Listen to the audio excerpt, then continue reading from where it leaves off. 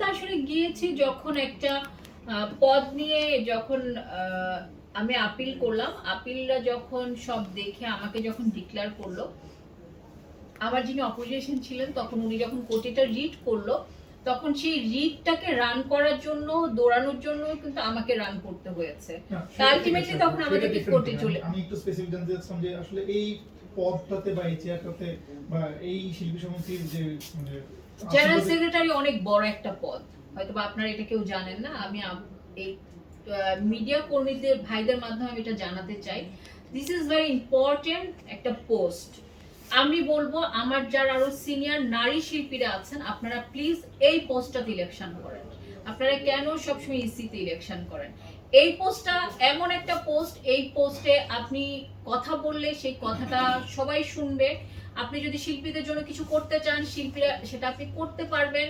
আপনি যদি মন্ত্রণালয় থেকে গিয়ে বিভিন্ন মিনিস্ট্রিতে গিয়ে শিল্পীদের স্বার্থে কোনো কথা বলতে চান, সেটাও হবে। আমার কাছে মনে হয় যারা আপনারা ফেস ভ্যালু আছে, আপনারা সবাই সুপারস্টার, আপনারা please general secretary post, president post, এগুলাতে আপনারা ইলেকশন করেন। কারণ নাও ইজ দ্য টাইম, এখন আপনাদেরকে এখানে আসতে হবে। আমি আপনাদের জন্য, স্পেশালি নারী শিল্পীদের জন্য, আমি আপনাদের জন্য এই পথটা আসলে সহজ করে দিয়েছি। এটা কিন্তু একটু কঠিন ছিল, সবাই কিন্তু চিন্তা করছিল একটা মহিলা সে কি পারবে এই পোস্টটা ক্যারি করতে। আমি কিন্তু আপনাদের জন্য এটা সহজ করে দিয়েছি, এখন আপনারা এই পোস্টগুলোতে আসবেন। জাস্ট আমার দিক থেকে লাস্ট কোশ্চেন, সেটা হচ্ছে যে শিল্পী সমিতি নির্বাচন করতে গিয়ে আপনার সিনেমার ক্যারিয়ারে কোনো ভাটা পড়েছে কিনা? না না, একটা কথা বলি, দেখেন, এই সংগঠনটা চালাতে গিয়ে কখনোই আমার ক্যারিয়ারে কোথাও কোনো শুটিংয়ে কোনো বাধাগ্রস্ত আমি হইনি। কেন হইনি? আমি এর মধ্যে কিন্তু আমি শুটিংও করেছি, আমি বিজ্ঞাপনের কাজও করেছি, আমি নাচের প্রোগ্রামও করেছি। কেন করতে পেরেছি? যে সংগঠনে তো সবসময় কাজ থাকে না, প্রতিদিন কাজ থাকে না, আমাদের প্রতিদিন মিটিং থাকে না, আমাদের জাস্ট স্পেসিফিক কিছু টাইমগুলোতে মিটিং থাকে। সেই মিটিংগুলোর জন্য আমরা ওই সময় আসি, মিটিংটা কল করতে হয়। বাট জেনারেল সেক্রেটারি পোস্টটা, যে পোস্টটা, এটা খুব আসলে একটা দায়িত্বশীল পোস্ট।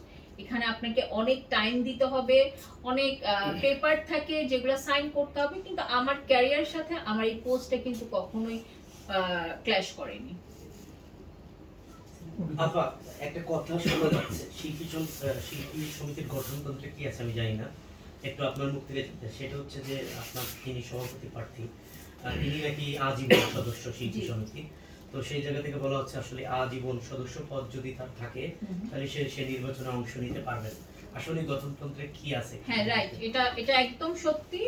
যারা আজীবন সদস্য ওরা আসলেই কখনোই ইলেকশন করতে পারবেন না, এবং সেটার নিয়মও আছে। নিয়মটা হলো ওনার একটা অ্যাপ্লিকেশনের মাধ্যমে ওনার সেই মানে ওনার যে আজীবন সদস্য পদটা উনি বাতিল করতে চায়, বাতিল করার পর 2 বছর ওনাকে চাঁদা দিতে হবে, চাঁদা দিয়ে উনি সেটা রানিং করবে। এবং আমার যিনি প্রেসিডেন্ট উনি অলরেডি সেটা করে ফেলেছে। আপা, আমার তরফ থেকে লাস্ট একটা প্রশ্ন। অনেক সময় অনেকেই বলেছে আসলে শিল্পী সমিতিতে প্রচুর টাকা চড়াচড়ি হয়, এই ট্রামে আপনি আসলে কত টাকা নিয়ে মাঠে নামতেছেন? না, সবচেয়ে বড় কথা, যতবার আপনারা আমার ইন্টারভিউ করেছেন, আমার এখানে কিন্তু কোনো টাকার প্রসঙ্গ আসেনি।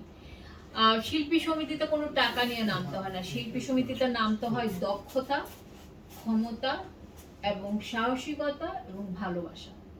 এই 4টা জিনিস নিয়ে আপনাকে শিল্পী সমিতির নির্বাচনে নামতে হবে। টাকা দিয়ে যদি নির্বাচনটা করাই যেত তাহলে তো যে কেউই দাঁড়িয়ে যেত, যে কেউ দাঁড়িয়ে টাকা দিয়ে পাশ করে ফেলতো। সো টাকা দিয়ে শিল্পীদের মন পাওয়া যায় না। আপু, শিল্পী সমিতির এটা সর্বশেষ প্রশ্ন, এরপর আমরা যাবো সিনেমা যাব। সেটা হচ্ছে সঠিক সময়ে নির্বাচনটা হবে কিনা, কতটুকু সুস্থ রাখবেন, এবং এই যে